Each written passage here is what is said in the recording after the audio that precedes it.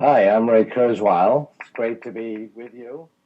I'm a inventor, author. Some people accuse me of being a futurist. I recently joined Google, where I have the title Director of Engineering. And we have a great panel to talk about this movie, After Earth, which is coming out this summer.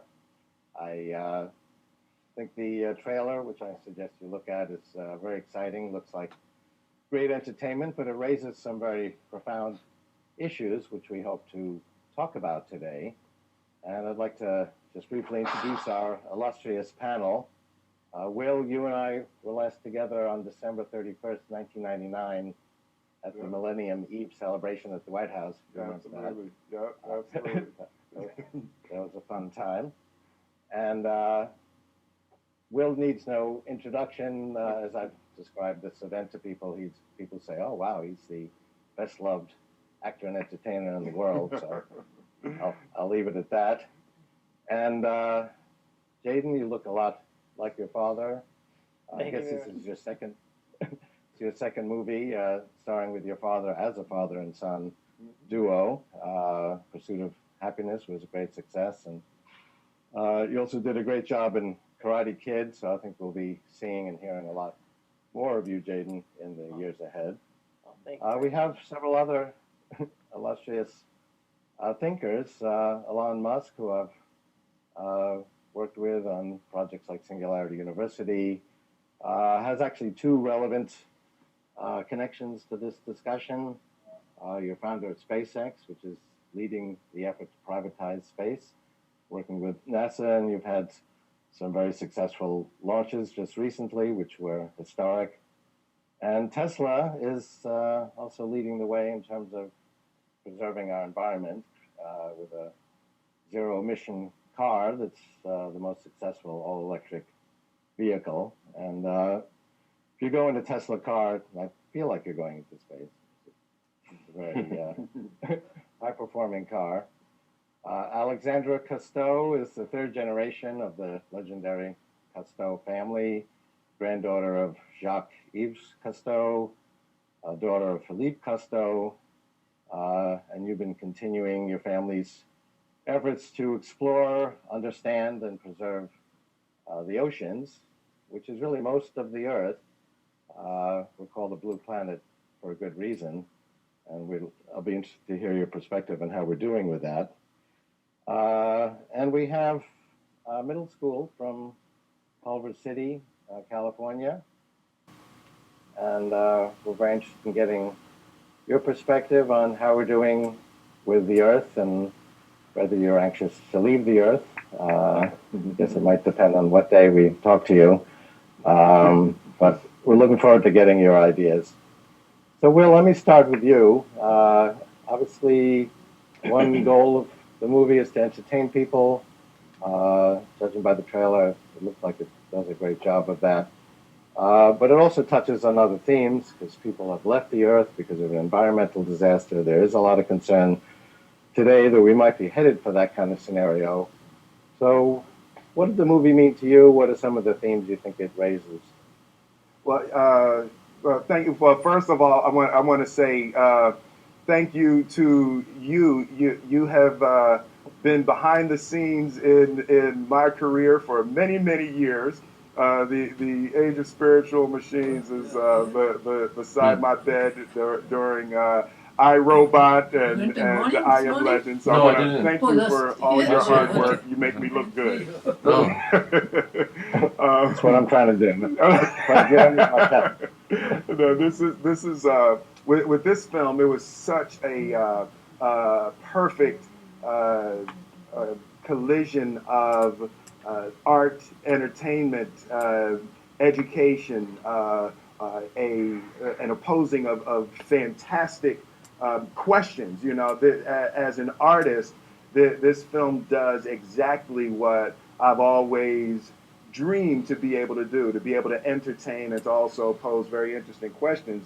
And to do it with my son, it was wonderful for the two of us to become environmentally educated together. We did a lot of the shooting in Costa Rica, which is one of the most beautiful places on Earth.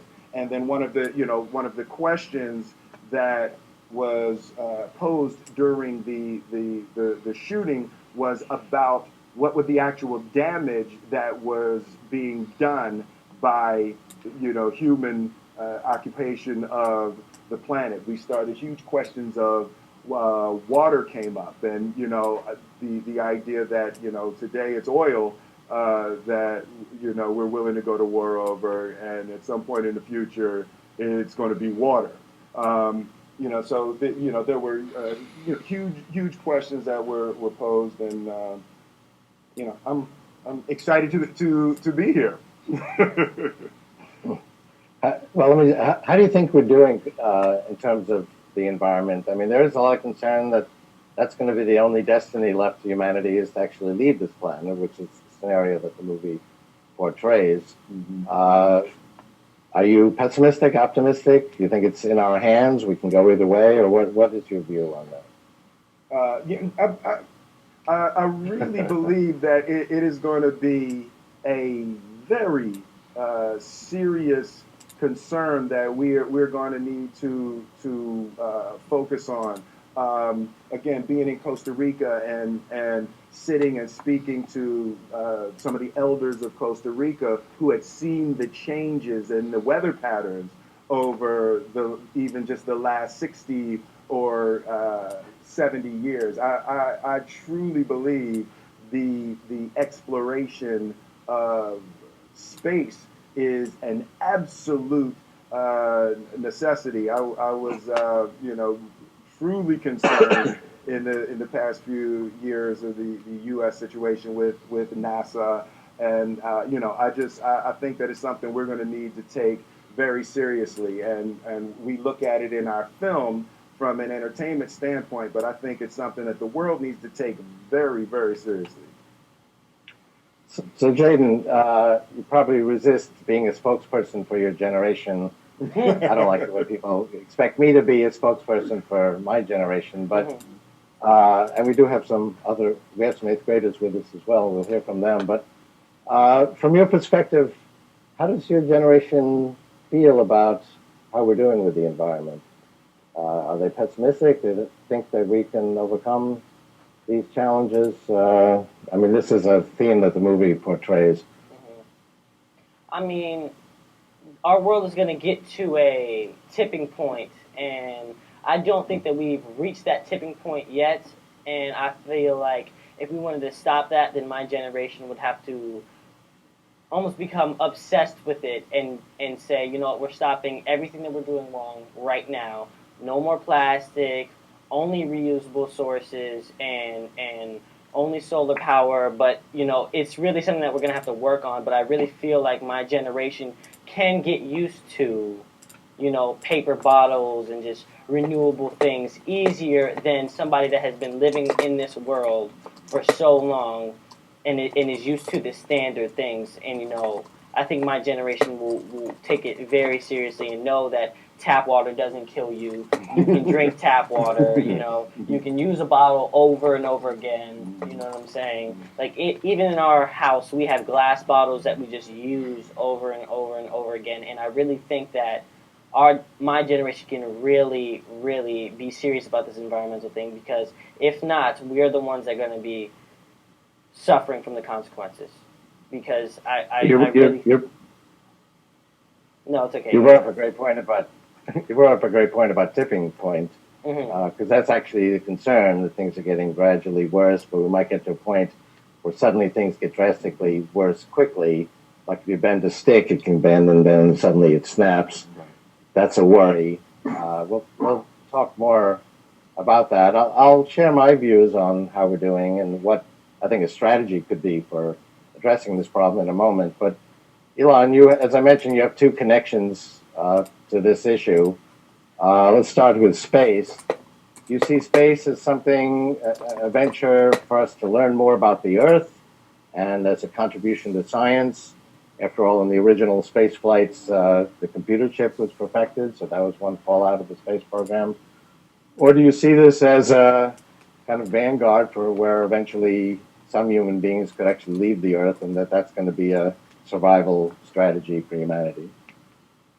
Well, I think it's I think it's all of those things. I think we want to be a spacefaring civilization. I mean, history is going to fundamentally bifurcate in two directions. Either we're a spacefaring civilization, or we're going to be bound to Earth until some eventual extinction event. I mean, I'm fairly optimistic about the near-term situation in Earth, without suggesting that we be complacent. But I think a future where we are a spacefaring civilization out there exploring the stars on multiple planets is a very exciting one, an inspiring one, and certainly one which ensures that the survival of humanity the probability is much greater. So that's why I'm in favor of that. I mean, when we do explore space and go to far distant stars, systems, and so on, do we need to send biological humans, big, soft, squishy creatures, or can we just send small computers? Well, robots? I think we want to send humans. I don't know. I mean, I think we will send robots, but I think we want to send people too. And there's some potential for, even though it does sound science fiction, for warp drive to work and to be able to travel fast. Well, technically, to warp space such that you're traveling at the speed of light, but you've warped space so that space is actually traveling. Do you know what I'm referring to? Yeah. Or we could actually go through other dimensions, and places that seem to be far away could actually be closer through another dimension. Yeah, I'm less optimistic about that one. Yeah.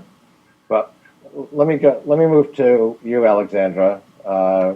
You're the third generation of a pioneering family seeking to preserve and understand and explore the oceans, which is actually most of the Earth.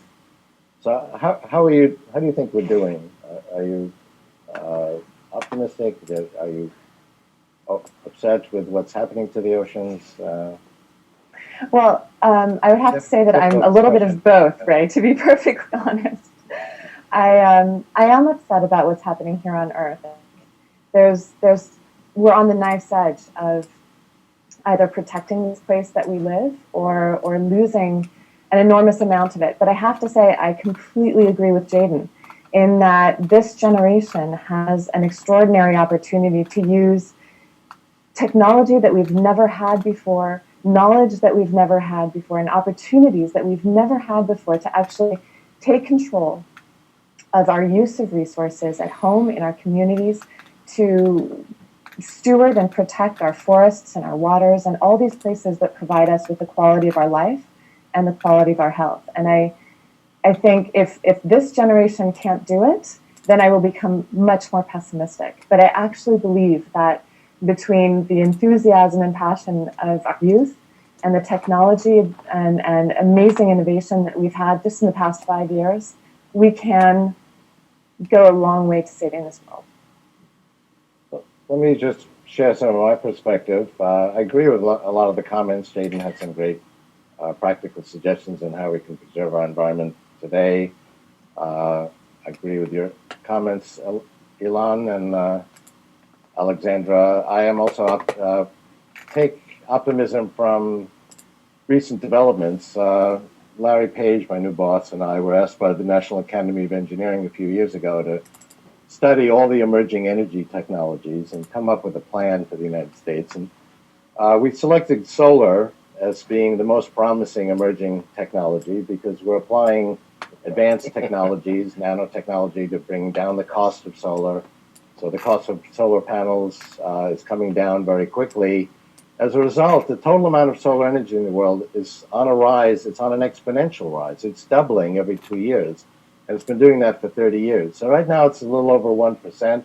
So people say, oh, 1%, it's a fringe player, nice thing to do, but 1% is not really going to solve the problem, ignoring the fact that 1% is only 7 doublings from 100%. And people dismissed the Genome Project when it was 1%, ignoring the fact that it was growing exponentially. Within 15 years, we could meet all of our energy needs with solar. Solar is actually cost comparative with other forms of energy like fossil fuels without any subsidies in different regions of the world. And that's as the costs come down some more, it'll actually be less expensive. And So I presented this actually to the Prime Minister of Israel recently, and he said, "But Ray, do we have enough sunlight to do this with?" And I said, "Yes, we have 10,000 times more than we need. After we double 7 more times, and are meeting all of our energy needs through solar, we'll be using 1 part in 10,000 of the sunlight, and it's free. Ultimately, this can be very inexpensive. It has no environmental impact. There are similar issues actually in cleaning up water, similar solutions that are emerging, similar solutions emerging for food production, housing. It's a complex subject, but if we restrict ourselves to 19th century technologies like fossil fuels, then I would be pessimistic also. If we embrace these new strategies and new technologies, which are environmentally friendly, they're decentralized, they're not subject to disasters like oil spills, then I would be very optimistic. We have actually the means and the knowledge to meet our biological and material needs in an environmentally friendly way. We just have to make the decision to do that. Let me move to Culver City. Do you kids have a question or a comment? I'd like to hear what your generation thinks. Well, we definitely agree with what Jaden said earlier. We know that we have to continue what is helping our earth, and we definitely have to keep using the reusable things. And we really have to do it and start acting now, because we have to make sure that our future generations aren't in trouble like we are right now. Well, I think that's good advice. Do you have a question for the other panelists? Yeah. After you were done shooting the film, how has your view of planet Earth changed? For Jaden. Well, I feel like I really saw some true beauty in the world after shooting in Costa Rica, and in Eureka, and how different it is. And it really, after that experience, it really showed me how important it is to save our world, and how I want planet Earth to be around for a very, very long time. And I want to treat it well, because it is the giving tree. It gives us food, water, air, living, everything. And it's just time for us to give back to it and not throw plastic bottles in the ocean and make an island in the middle of the Pacific Ocean of just plastic and just disgustingness and killing fish and poisoning lakes. And it's time to give back to it and really just appreciate how much the world gives to us. Everything here was made by humans, but we took it from the world to make everything that we have, and we praise ourselves like, oh, look what we did. But really it was the world that gave it to us. So that's what showed me how important it is for us to really, really take care of our world. How about you, Will? How did your perspective change from shooting this movie? Yeah, it was as Jaden said, we were in some of the most beautiful places on earth. The Redwood Forest. We shot Moab, Utah, and Costa Rica. So, for me, I grew up in a different kind of jungle. I grew up in a concrete jungle, so I grew up in inner city Philadelphia. So it was, even something like, having my shoes off is something that I started to experience more beyond my 30s. I grew up with the idea that concrete was 80% of the environment. So this opportunity was a huge eye opener for me, and even I wouldn't say that there was a disrespect, but there was a lack of understanding.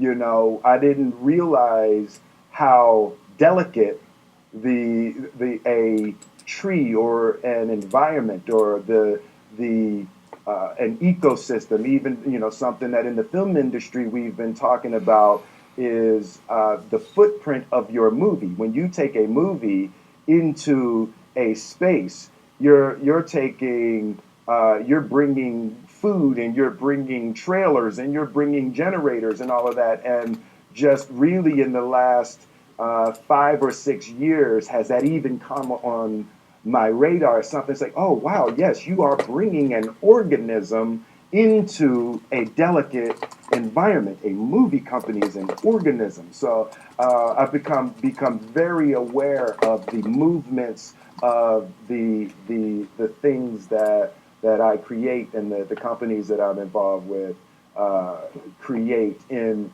the earth. And I want to thank Jaden, because it's absolutely not something that I grew up with or was aware of.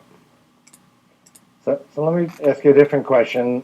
In the movie, you come back to Earth 1,000 years after this environmental disaster, and you find that it's changed quite a bit, and there's been a lot of evolution. Interestingly, there was recently a study came out that showed there actually has been a lot of biological genetic evolution of humans in the last 1,000 years. People thought that we had not changed very much in the last 1,000 years, and actually the evidence shows that there has been a surprising amount of evolution, biological evolution, in the last 1,000 years. My view, though, is that we're going to change much more dramatically through a different kind of evolution, technological evolution, rather than biological evolution in the future. In my view, 50 years from now, let alone 1,000, we're going to be very different, because we're going to merge with machines. Already extending our minds with, these little devices we carry around. They'll eventually go inside our bodies and brains, connect our brains to the cloud, make us smarter, and we will, evolve very dramatically in a matter of decades, rather than centuries. But what's your view of that in terms of what you think the next 50, 100,000 years would bring, even if we don't leave the Earth? Well, what was really interesting in Jaden and I were discussing this. I started in the music industry, and my first album was released, and there weren't even CDs, So it wasn't until my third album was released that it was on a CD. So I still have my vinyl records. I never, so the explosion and the almost devouring of the entertainment, the way that people take their entertainment by technology was extremely powerful and voracious. The way it was just consumed by technology in a very, very good way. So I'm seeing, and in the Fantastic Voyage was discuss the idea of how the next phase of that is going to be medicine, and the way that technology is moving into the realm of medicine in that with that same kind of force. So I'm extremely excited about those possibilities. My father just had a successful surgery where he had a pacemaker implanted, but his pacemaker is a Bluetooth device. So your father's a cyborg now. Yes, yes. So his pacemaker is now, it syncs into the telephone system, and his doctor can monitor it from his laptop. And I just thought that was the most amazing, powerful, and maybe a little frightening that somebody can just pop up on their laptop. Even this hangout is something that we couldn't have done just a couple of years ago. When these things happen, we just take them for granted. Let me wrap up by just asking a question of the 8th graders, if I can get your attention. So what's your view about how we can manage our environmental problems? Do we have to leave the Earth? Is that kind of what you have in the back of your mind, that, gee, if we don't really succeed in cleaning up our planet, we can always leave? Or are you optimistic that we can actually create the kind of world we want here on Earth? I definitely I have faith in our generation. I do think that we can help this Earth, and I really I'm for sure that we cannot go to a different planet just in case, like, we waste this planet and go to a different planet. Like, we can't do that. We have to. I think I'm very optimistic that we can save this planet and continue to do the right things. Yeah. Well, people of your generation are going to make a huge difference. There was one 14-year-old kid who actually came up with an early blood test for pancreatic cancer, which is now going to be adopted. So young people have the tools and the knowledge to actually change the world, and I have confidence that you will all do that. So let me thank all the participants, Will Smith and Jaden Smith. We look Ray, forward hold to on. seeing you in the school Jaden had this summer. something he wanted to say to Elon Musk. Okay. I told him that he had to behave, but you can just tell him how you feel about him. Okay, I was just gonna tell Mr. Musk that the invention of the Tesla is amazing, and in January of next year, I will be getting a Tesla because I feel like it's the most environmentally safe thing to get, and it's simply fly. I didn't want to say that I wanted to sound intelligent. I want to sound intelligent, but it's fly. It's fly. Thank you very look forward to much. seeing you in one.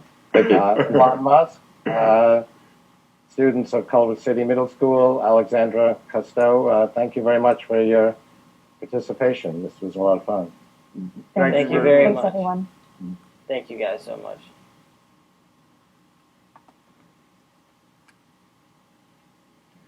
Awkward.